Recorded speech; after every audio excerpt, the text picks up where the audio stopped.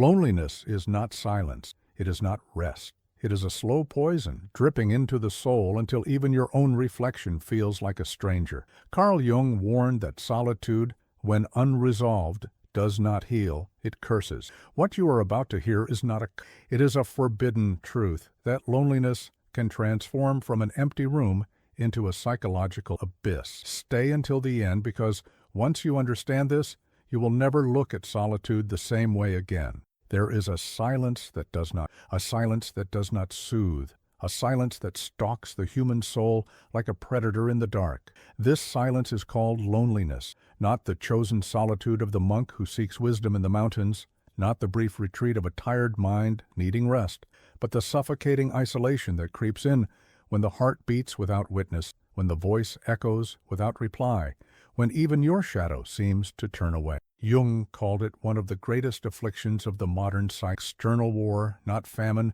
but the inner desert of disconnection. I once treated a man who lived alone in a quiet apartment in the heart of. He had everything: money, comfort, books stacked in tall towers, even a view of glittering streets below.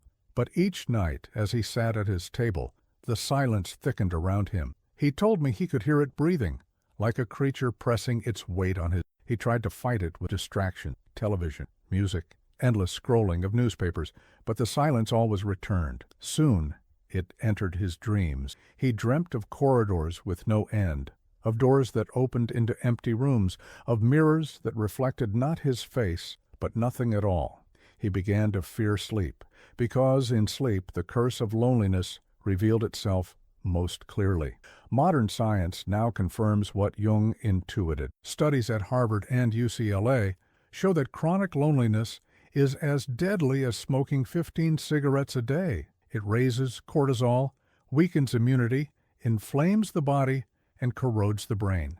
Neuroscientists have discovered that isolation shrinks the hippocampus, damages memory, and rewires the amygdala to perceive threat everywhere. Loneliness is not absent, it is invasion. It eats away at both body and soul, a parasite disguised as silence. Ancient wisdom knew this long before laboratory. In the Bible, Adam is given Eve because it is not good for man to be alone. In Greek myth, Prometheus suffers not only from his chains, but from his isolation on the rock.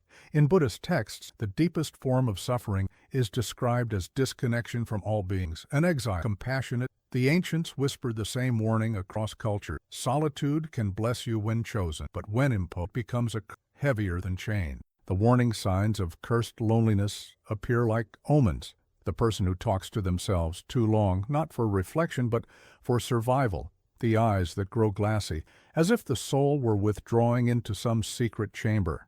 The smile given too quickly, too desperately, a mask to cover the abyss. These are not eccentricity, they are symptoms of possession, the shadow feeding on isolation, transforming emptiness into despair. The stages of loneliness unfold with terrifying clarity. First, disconnection. Relationships thin, conversations fade, the world drifts farther away. Second, distortion. The mind begins to twist reality, hearing judgment in silence, betrayal in absence. Third, despair. The soul loses meaning. Days bleed into nights without anchor. Fourth, self-attack. The shadow turns inward, whispering that you are worthless, invisible, already dead. Finally, collapse. The cursed loneliness consumes you entirely until even your will to live is devoured. When magnified across society, loneliness becomes epidemic. Jung foresaw this in the rise of urbanization and technology, warning that modern man, though surrounded by millions, was more isolated than ever. Today, entire cities are filled with people scrolling through glowing screens, each alone in a sea of faces. Collectives fracture into fragments, families dissolve into silence, communities vanish into noise. The shadow of loneliness has spread across the globe, leaving epidemics of depression, addiction, and suicide in its wake. This is not merely individual suffering, it is collective disintegration. The survival protocol begins with confrontation. One must admit the loneliness, not drown it in distraction. To say aloud, "I am alone," not as confession of weakness, but as act of power. Consciousness breaks the silence, reaching outward no matter how clumsy, becomes shield and sword. Jung believed that healing required connection, but the deep recognition of another soul. Without it, the curse can. But here lies the horror. Many will never confess. They will die with smiles painted on rooms filled with noise, hearts hollowed. They will never admit that they are cursed, because to do so would mean facing the abyss directly. And so loneliness, denied, festers in darkness, consuming them unseen. Remember this, loneliness is it is the absence of being seen. And when no one sees you, you begin to disappear, even from your. That is the curse Jung warned of. That is the silence that kills. Loneliness begins as an empty room, but it does not stay empty for long. The psyche abhors a vacuum. Into that silence, shadows creep. At first they arrive as whispers of doubt, the soft voice that says, "No one cares, no one sees, you do not matter." But if the silence continues, the whispers grow teeth. They transform into accusations, into phantoms that stalk the soul. Jung warned that what we do not integrate will rise against us. In isolation, this warning becomes prophecy. The neglected parts of the psyche gather strength in the dark until the lonely one becomes haunted by their own unconscious. I remember a woman who came to me trembling. She had withdrawn from friends and family, choosing silence because she felt misunderstood. But solitude turned against her. She described hearing footsteps, voices calling her name, shadows in mirrors that did not move when she did. She was not psychotic. She was possessed by isolation itself. Her loneliness had become a host for the shadow, which took form in hallucinations and terror. Her case revealed a truth as old as myth. When the human soul is exiled from others, it breeds monsters from within. Science now confirms this haunting transformation. Studies at the University of Chicago show that chronically lonely individuals experience heightened activity in brain regions associated with vigilance and threat detection. Isolation literally rewires the brain to see danger everywhere, even where none exists. Other research reveals that loneliness disrupts sleep, increases paranoia, and accelerates cognitive decline.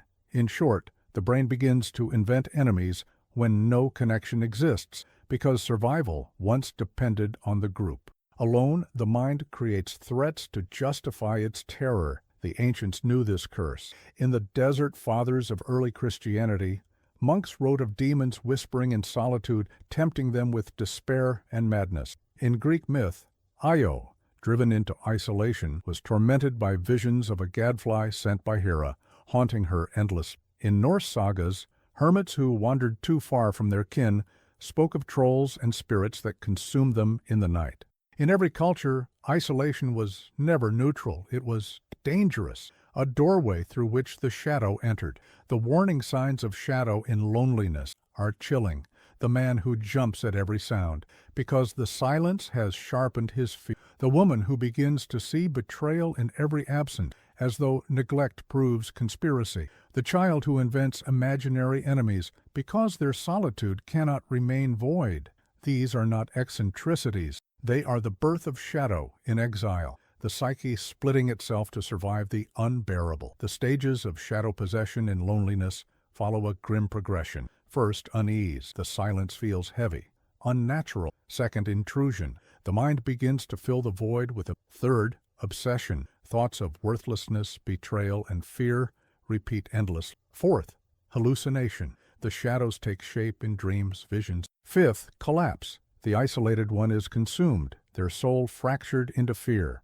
When magnified to the collective, societies unravel under isolation. Cities filled with millions can still suffer epidemics of disconnection, where every face is a stranger, every eye avoids the other. Communities fracture into suspicion, neighbors imagine enemies in silence, and politics feeds on paranoia. Jung foresaw this modern plague. Masses of people physically close, but psychically alone, haunted by shadows of their own making. And history shows its fruit. Waves of fear, conspiracies, violence born not from reality, but from the loneliness of millions. The protocol of survival is brutal honesty. One must admit the shadow before it to speak the loneliness aloud, to confess the emptiness, to reach outward even when the hand trembles. Jung believed that consciousness disarms the shadow by bringing it into the light. Connection, real, vulnerable, authentic, is the antidote, but to seek it requires courage, for the lonely one often fears rejection more than death. And yet, here lies the horror. Most do not seek it. They remain silent, watching shadows multiply in their rooms, insisting they are fine. They mistake survival for life, unaware that isolation is already devouring them. Remember this: loneliness is not empty. It is full of shadow, whispering demons, full of the parts of yourself.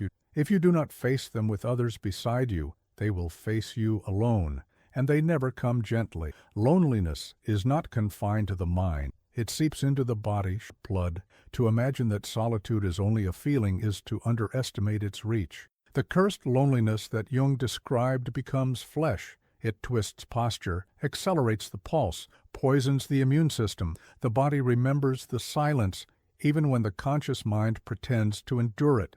Isolation is not absence of company. It is a disease that stains every cell. I recall an elderly woman who came to me with trembling hands. She said nothing of sadness, only of fatigue, of aching joints, of a heart that fluttered without reason. But as we spoke, it became clear that she lived alone, day after day, year after year, her only conversations with the radio humming in her kitchen. She told me her apartment felt heavier each year, the walls pressing inward, the silence growing denser. When she wept, she did not say, "I am sad." She said, "I feel invisible." Her body carried the grief. Her words, the loneliness had written it into her muscles, her blood pressure, her bones. Modern science reveals the horror of this embodiment. Studies at UCLA show that social isolation triggers chronic inflammation, weakening the body's defenses and accelerating aging. Research from Harvard indicates that loneliness increases the risk of cardiovascular disease, dementia, and even premature death. It is not metaphor. Loneliness kills. Neuroscientists have observed that the brains of the chronically lonely light up in patterns identical to those of physical pain. The silence does not only haunt the mind, it burns through the body as real as any wound. The ancients intuited this long before biology confirmed it.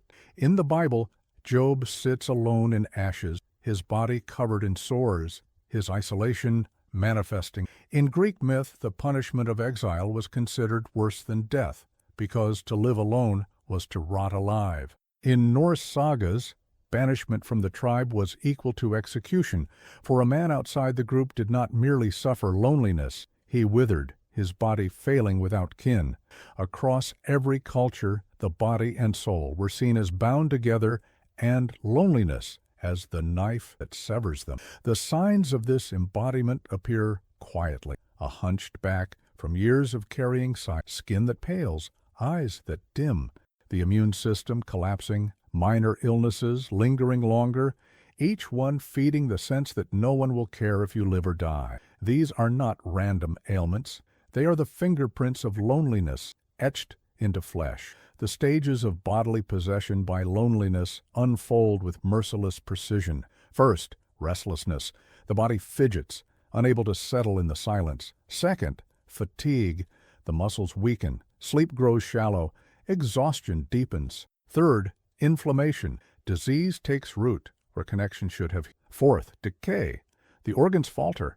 The mind fogs. The body gives way. Finally, collapse. The lonely one does not die of age alone, but of exile, the soul dragging the body into the abyss. When entire societies suffer loneliness, the health crisis becomes epidemic. Cities filled with isolated individuals show rising rates of dementia, suicide, and heart disease. Healthcare systems collapse under invisible burdens. People are not sick from pathogens, but from disconnection. Jung foresaw this when he warned that modern man, though surrounded by millions, suffered a sickness deeper than any plague.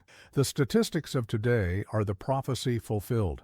The protocol of survival demands connection not as luxury, but as medicine. To reach for another's hand, to share a meal, to speak aloud one's sorrow, these are not social pleasantries. They are lifelines. Jung taught that the psyche heals through relationship, that wounds of isolation demand dialogue, recognition, presence. Without them, no body survives intact, but the grim reality is that many do not seek this medicine. They wither inside, ashamed to confess loneliness, fearful of rejection. Their bodies bear the weight of what their mouths never speak, and so they fade, unseen, carrying the curse of loneliness to the grave. Remember this: the body does not lie. It remembers every silence, every night of isolation, every day unseen. Loneliness is not an empty feeling, it is a slow execution, and the body is both the witness and the victim. Loneliness, when prolonged, begins to warp perception. The mind, deprived of dialogue, invents companions, and often it invents threats. This is not fantasy, but survival instinct turned against itself. Human beings evolved to live in tribes, to rely on the gaze, the voice, the touch of others to confirm reality.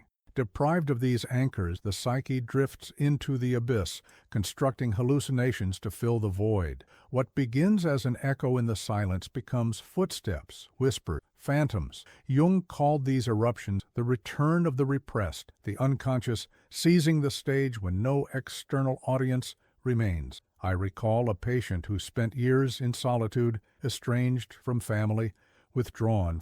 He told me that at night he heard knocking on his walls, voices calling his name, shadows moving across his floor. He knew rationally that no one was there, but the fear was real, visceral. The loneliness had created its own company, phantoms born from the shadow. He confessed that, in a perverse way, he welcomed them, for even terror was better than silence. His case revealed the cruel paradox. The lonely will sometimes prefer nightmares to emptiness. Modern science supports these eerie truths. Researchers at the University of Michigan discovered that isolation amplifies activity in the brain's default mode network, the system responsible for imagination and self-referential thought.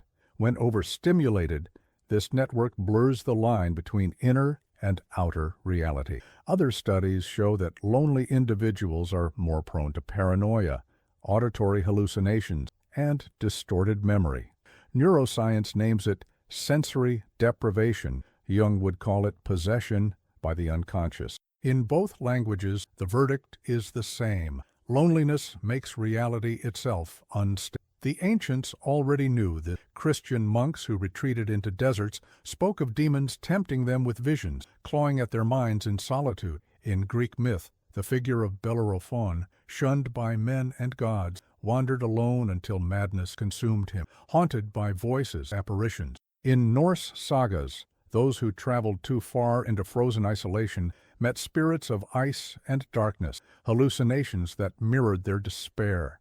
Across cultures, hallucinations of the lonely were never dismissed as illusions. They were seen as thresholds, places where shadow and spirit collided.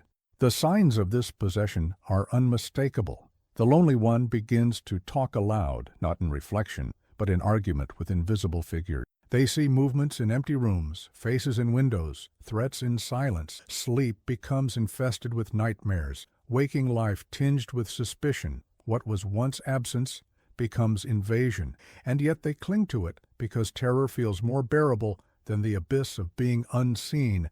The stages of hallucination in loneliness are predictable. First, unease, the silence feels. Second, invention. The mind creates faint companions, half-heard voices, fleeting shadows. Third, distortion. Memories twist. Dreams bleed into waking life. Fourth, persecution.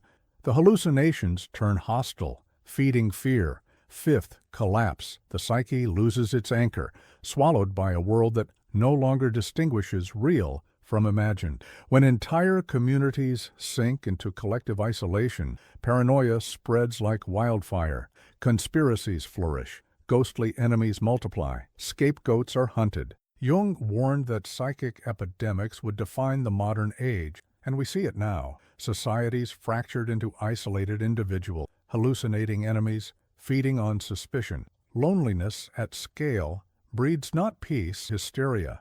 Nations haunted by their own shadow. The survival protocol demands connection before hallucination. To speak one's loneliness aloud, to share it with even a single witness, is to break the. Jung believed that dialogue, The recognition of self in another anchors reality. Without it, the unconscious becomes tyrant and hallucinations its soldiers. Connection, however fragile, is the only defense against the mind's descent into shadow.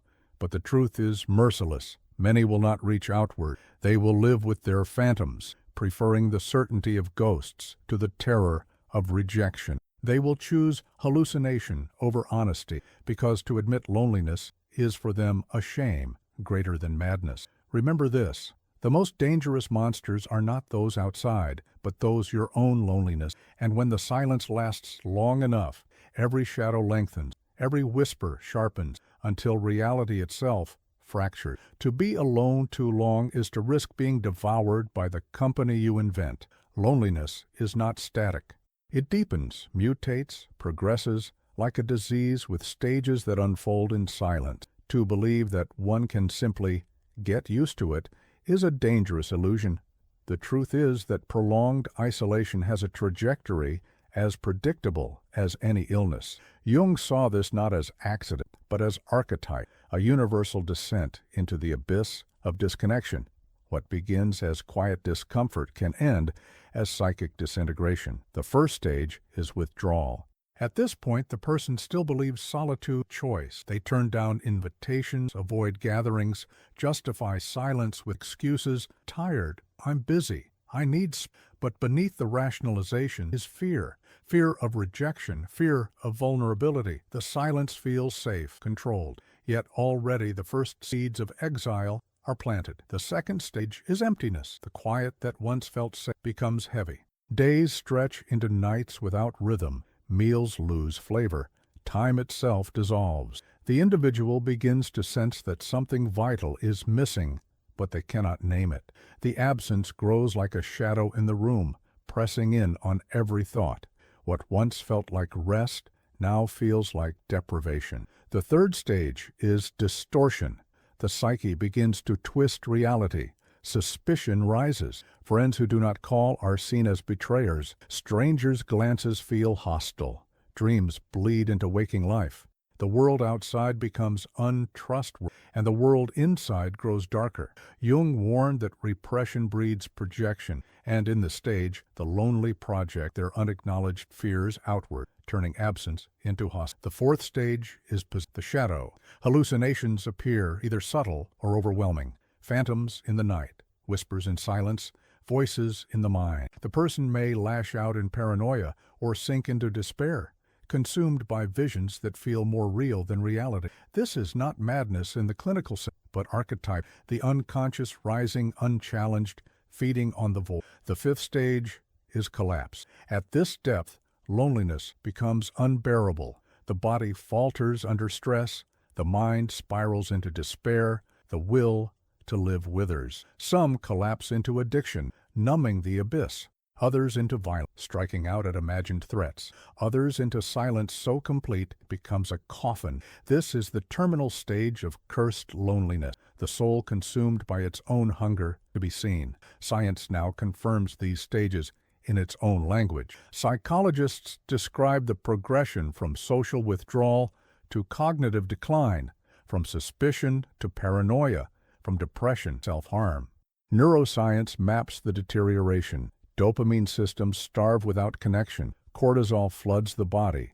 Neurons weaken under the burden of isolation. Loneliness has become one of the most studied epidemics of our time, yet its trajectory was known long before. Whispered in myths and tragedy, ancient wisdom mirrored these stages in story. In the Bible, King Saul's loneliness corrodes him until he seeks shadows through forbidden ritual, consumed by despair. In Greek tragedy, Philoctetes, abandoned on a desolate island, transforms from hero into bitter recluse, hallucinating voices of betrayal. In Buddhist parables, those who mistake solitude for isolation are said to wander endlessly in lower realms, trapped in cycles of despair. The path is universal. Silence becomes shadow. Shadow becomes madness. Madness becomes death. The signs of each stage can be read if one dares. The friend who stops answering calls. The neighbor whose curtains are always drawn. the family member who begins to speak more with phantoms than with people. These are not quirks or phases. They are footsteps into the abyss. And once the descent begins, it rarely reverses without intervention. The protocol of survival is brutal in its simplicity. Connection must be restored before collapse. Jung believed individuation required dialogue, that the self becomes whole only in relationship. The lonely one must risk vulnerability, must reach outward, even when convinced rejection awaits. For the truth is this: without others, the psyche consumes itself. Yet here lies the tragedy. Most do not reach. Pride, fear, shame, and habit hold them in silence. They sink stage by stage, whispering to themselves that they are fine, even as their soul crumbles. And when collapse comes, those around them are shocked, claiming they never saw the sign.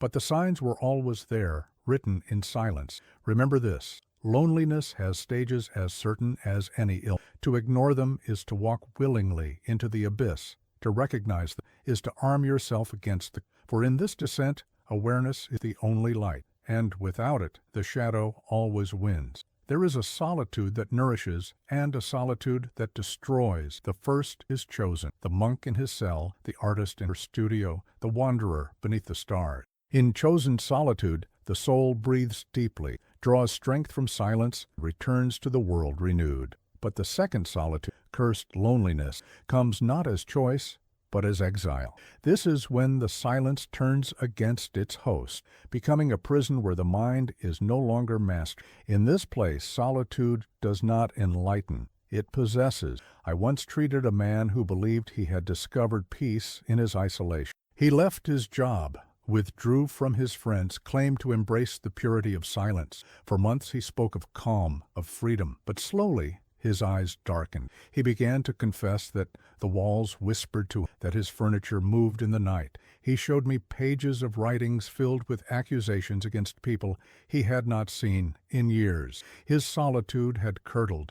What he called liberation was, in truth, possession. The shadow had stepped into the silence, and now Science calls this a form of sensory deprivation. Without the stimulus of connection, the brain begins to devour itself. Studies at Harvard reveal that prolonged isolation activates the same neural pathways as physical pain. Other research shows that individuals in solitary confinement often experience hallucinations, paranoia, and cognitive decline. Modern psychology describes this as decompensation. Jung would call it archetypal possession, the unconscious seizing power when the conscious ego is starved of dialogue with the world. The ancients told the same story in myth.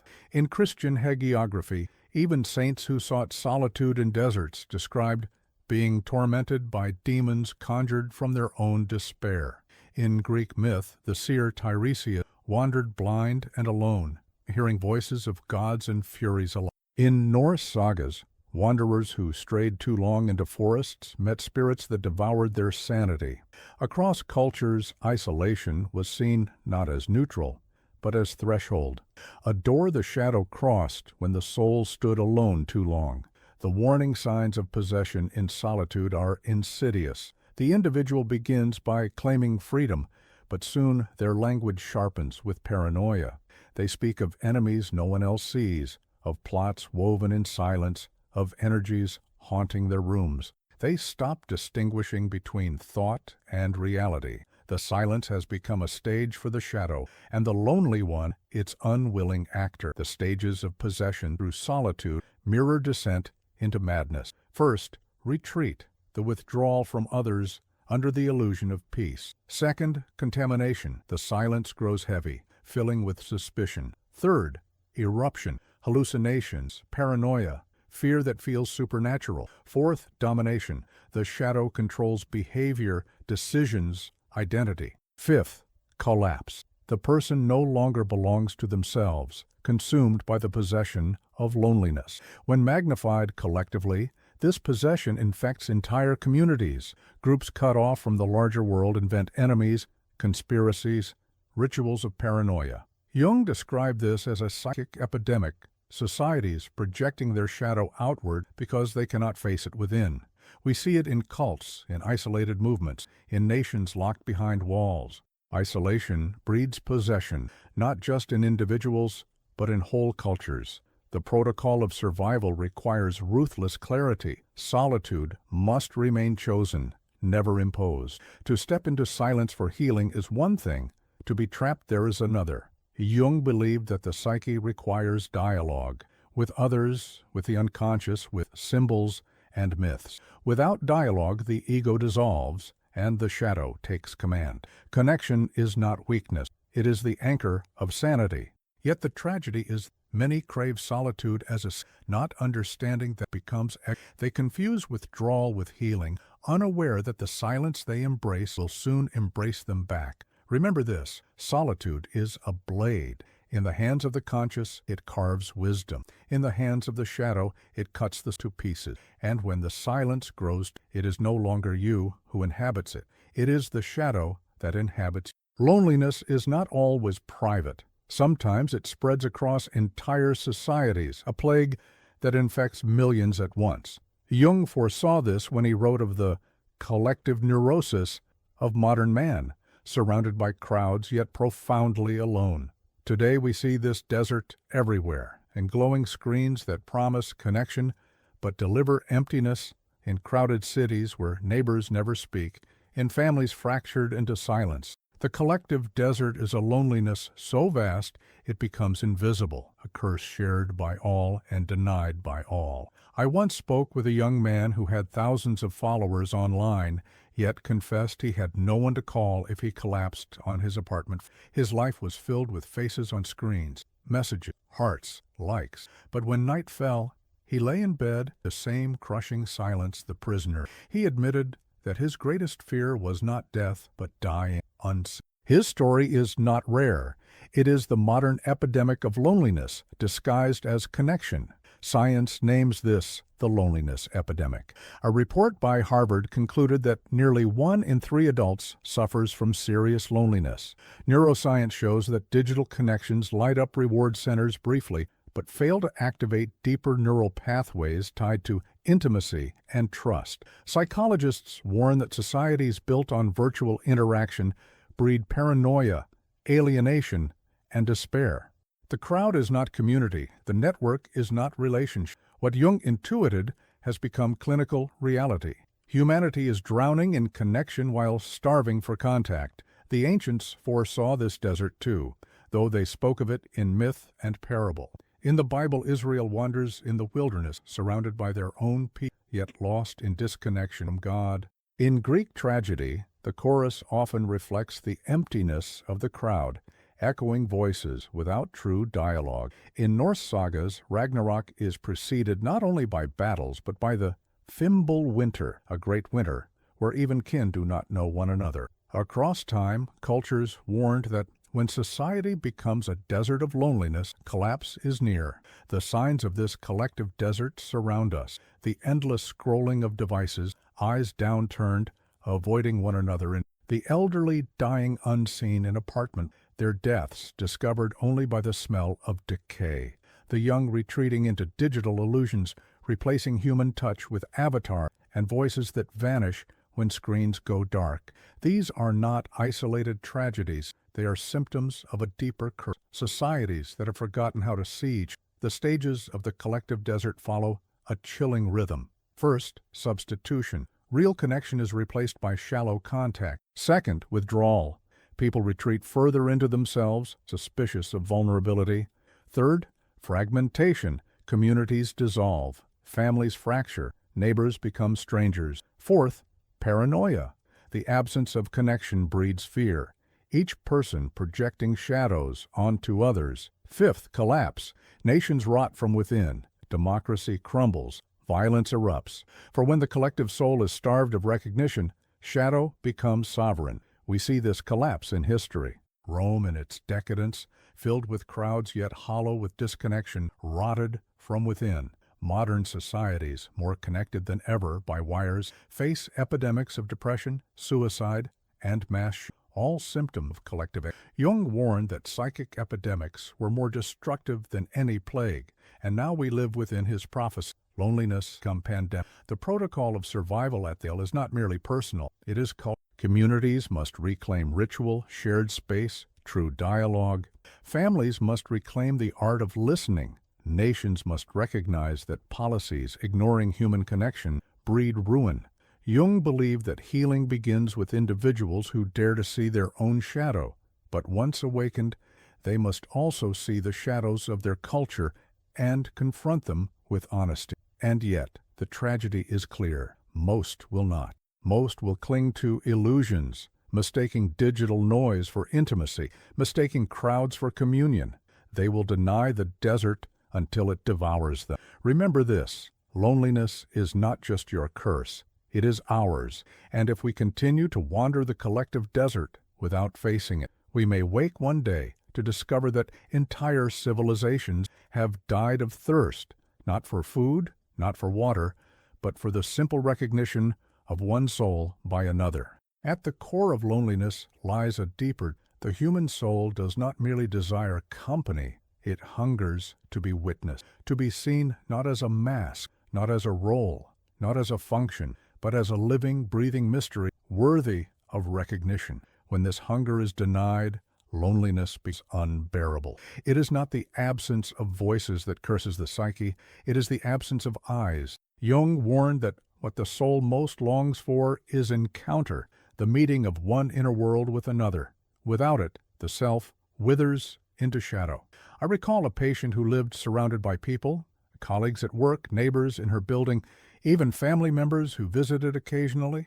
Yet she told me she felt invisible, as though she walked through life wrapped in no one asked, no one listened, without agenda. She admitted in tears that she would rather be hated than unseen, because hatred at least acknowledges existence. Her words echoed the deepest curse of loneliness. Invisibility is worse than rejection. Modern psychology affirms this. Studies show that social exclusion activates the same neural circuits as physical pain.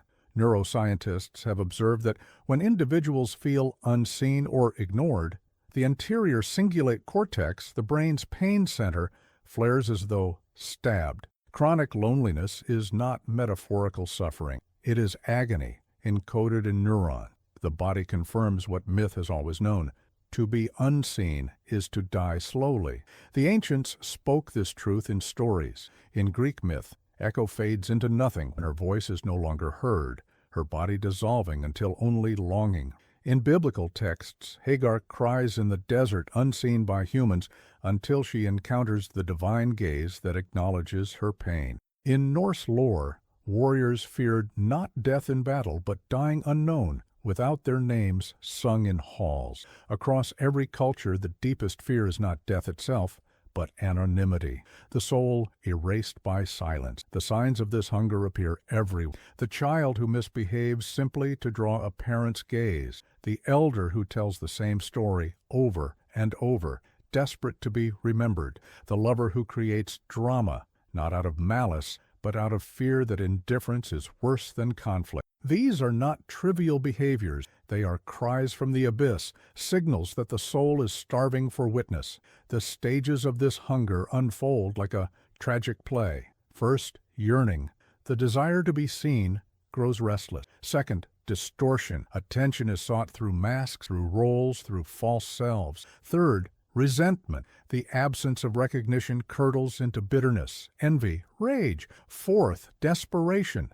Self-destruction or violence erupts as a final attempt to be noticed. Fifth, erasure. The soul collapses, convinced it has no existence at all. Jung described this collapse as identification with the shadow. The person becomes the very invisibility they fear, fading into nothingness. When multiplied across societies, the hunger for witness becomes catastrophic. Millions cry out to be seen, and when ignored, they rage, protest, destroy.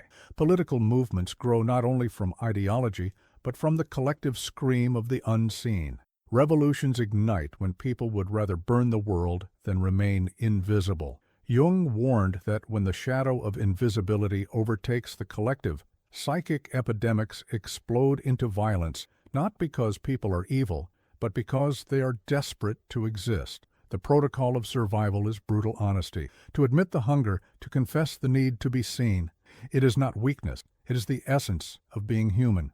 Jung believed that true healing begins in dialogue, where one soul meets another without mask. To witness and to be witnessed is the most radical medicine against loneliness. Without it, the curse endures, but the tragedy remains. Most people fear revealing their hunger. They bury it under work, performance, or pride. They pretend they do not need to be seen, even as their soul screams in silence. And so they fade, like echo, leaving behind only a whisper. Remember this: loneliness is not the absence of people. It is the absence of eyes that see, ears that hear, hearts that recognize. To be unseen is to be cursed, and unless we dare to meet one another in truth, loneliness will devour us all, one invisible soul at a time. Loneliness is not only the absence of others, it is the erosion of meaning itself. Human beings find purpose in reflection, in dialogue, in the friction of one soul against another. Without witness, without recognition, the self begins to dissolve. Work loses significance, rituals turn empty, days bleed into nights. This is the most terrifying face of loneliness. It does not merely wound the heart, it hollows out existence, leaving behind only the echo. I once counseled a man who confessed that he woke each morning not because he wanted to live, but because habit forced him. He ate meals without taste, worked without joy, spoke words without weight. His life, he said, felt like acting on a stage after the audience had gone home. What is the point, he asked me, if no one sees, if no one hears? His despair was not born from lack of comfort or opportunity. He had plenty. It was born from the collapse of meaning that isolation breeds. For without others, his existence felt invisible, and invisibility is indistinguishable from nothing. Science now describes this collapse in clinical terms. Researchers at Yale and Oxford show that chronic loneliness increases the risk of depression, not simply by sadness, but by stripping life of perceived meaning. Neurological studies reveal that disconnection disrupts the brain's reward circuits, muting the very experience of purpose. Without recognition, dopamine pathways dim, leaving actions hollow. Psychology calls it anhedonia, the inability to feel pleasure. Jung called it a failure of individuation, the soul exiled from dialogue with both others and the unconscious. The ancients knew this void well. In Ecclesiastes, the writer cries, "Vanity of vanities, all is vanity," despairing at the futility of life when cut off from God and others. In Greek tragedy, Sisyphus pushes his stone endlessly, a punishment that mirrors the emptiness of a life without recognition. In Norse myth, the endless winter of Fimbulvetr is not merely cold, but barren of meaning, a season where nothing grows and nothing connects. Across traditions, loneliness has always been depicted not only as pain, but as purposelessness, a living death. The signs of collapse appear quietly: the mother who stops cooking meals because no one joins her at the table, the writer who abandons his manuscript because no reader waits for it, the young man who stops dreaming of the future because there is no one to share it with. These are not simple discouragement. They are signals that meaning is rotting, that loneliness has hollowed the stages of collapse move with terrible inevitability. First, boredom. The days stretch long, empty of color. Second, futility. Work, love, ritual feel pointless. Third, detachment. The world seems distant. Dreams dissolve. Fourth, despair. Suicidal thoughts creep in, not always as desire for death, but as indifference to life. Fifth, oblivion. The collapse of meaning is complete, the self sinking into nihilism. Jung described this stage as possession by the void, where the shadow convinces the soul that nothing matters. When magnified to societies, the collapse of meaning becomes cultural death. Nations sink into apathy, citizens stop believing in institutions, families fracture into silence. Art becomes shallow, politics becomes theater, religion becomes hollow ritual. Jung warned that this psychic collapse would pave the way for collective possession. People desperate for meaning cling to demagogues, movements, and false prophets who promise identity through enemies. Where loneliness hollows life, shadow offers purpose through destruction. The survival protocol demands courage to confront the void. Jung believed that meaning is not given from outside, but forged through confrontation with the unconscious. Dreams, symbols, myth, all are tools to reawaken purpose when society fails. Yet this requires dialogue too, not superficial company, but authentic encounter where souls reflect one another's reality. Only then can meaning be rebuilt. But the tragedy is stark. Many choose oblivion. They surrender to silence, to apathy, to despair, convinced that meaning was always an illusion. They live as ghosts in their own lives, waiting passively for death. Remember this: loneliness is not just suffering, it is erasure. It does not only wound your heart, it devours your meaning, and when meaning dies, the soul follows. To survive, you must find reflection, connection, dialogue. For the abyss of loneliness is not empty. It is full of shadows, waiting to convince you that nothing matters. And if you believe them, the collapse will. At the end of loneliness, there is no friend, no enemy, no witness, only the abyss. It is not merely silence, but an emptiness so complete that it mirrors nothingness itself. Jung once warned that the most terrifying thing is to accept oneself completely. For the chronically lonely, this terror is magnified. Deprived of reflection from others, the lonely soul is forced to face its own shadow without mercy. And when the abyss stares back, many do not survive. I remember a patient whose isolation stretched over decades. He lived alone, spoke to almost no one, and gradually became convinced that he no longer existed in the eyes of the world. One day he described a dream. He stood before a mirror, but no reflection. Behind the glass was only darkness, and in that darkness a pair of eyes stared back. He awoke screaming, convinced the abyss itself had seen him. He confessed, "It wasn't that I was invisible. It was that something else was watching me." His dream was a revelation of Jung's darkest insight. When we refuse connection, the unconscious does not disappear. It consumes us. Science describes this final stage as total collapse of the neuroscientists report that prolonged isolation shrinks the brain's gray matter, cripples empathy circuits, and destabilizes memory. Psychologists speak of dissociation, where the lonely no longer recognize themselves. The abyss is not metaphorical. It is neurological disintegration, the psyche eating itself alive. Ancient wisdom told this truth in its own terrifying symbol. In Christian scripture, Judas, isolated in his betrayal, hangs himself, swallowed by despair. In Greek myth, Narcissus, alone with his reflection, wastes away until only a flower remains. In Norse prophecy, Ragnarok ends with the world swallowed by Ginnungagap, the primordial void. Across cultures, the final image is the same. Loneliness does not end in quiet death, but in the soul being consumed by the abyss of nothingness. The signs of this final stage are unmistakable. The lonely one ceases to care for their body, abandons rituals of daily life, loses track of time. Their speech becomes fragmented, their eyes vacant, their gestures mechanical. They drift through existence as if already half dead, haunted by the gaze of the abyss that no one else can see. They do not cry out anymore because they no longer believe anyone would hear. The stages of this final descent. First, invisibility.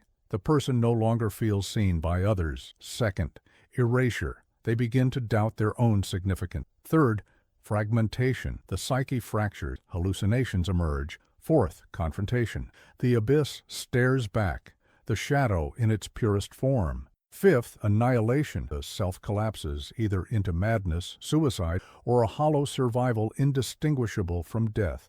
When magnified to civilizations, this abyss becomes extinction. Societies that lose connection collapse not with explosions, with silence. Citizens no longer believing, no longer participating, no longer creating. History remembers their ruins, but not their voice. Jung warned that without confronting the shadow, humanity itself risks dissolution, collective loneliness, a planet full of people unseen by one another, drifting toward the void. The survival protocol in this final stage is both simple and brutal. You must turn and face the abyss before it devours. To acknowledge the loneliness, to confess it, to demand witness, even when terrified, to see your own shadow and embrace it as part of yourself, not as enemy. Jung called this individuation, the integration of light and dark, self and shadow. Only by becoming whole can the lonely soul resist by nothingness. But the truth is merciless. Most will not choose this. Most will avert their eyes, deny their hunger, and allow the abyss to claim them. They will fade unseen, unheard, unremembered, their lives dissolving into silence. And so I leave you with this. Loneliness is not simply an absence, it is a presence. It is the abyss that watches you when you are most alone. If you do not confront it, it will consume you. But if you dare to meet its gaze, to hold its darkness alongside your own light, then perhaps you will survive what so many do not. For the cursed loneliness is not the absence of others, it is the refusal to face yourself. And in that refusal lies the true malediction, to die while still alive, unseen even by your own soul,